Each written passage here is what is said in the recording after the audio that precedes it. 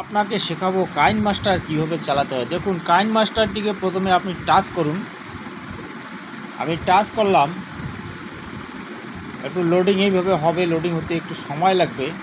তারপরে এই যে ক্রিয়েট নিউটি আপনি টাচ করবেন। ক্রিয়েট নিউয়ে টাচ করার পরে দেখুন নিচে আসলো ক্রিয়েটটিকে আপনি টাচ করে নিলেন।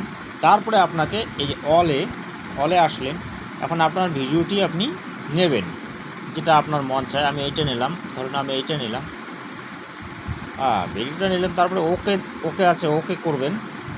এই দেখুন ভিডিও এসে গেল।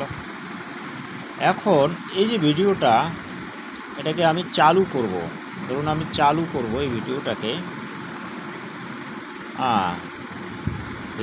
চালু করব।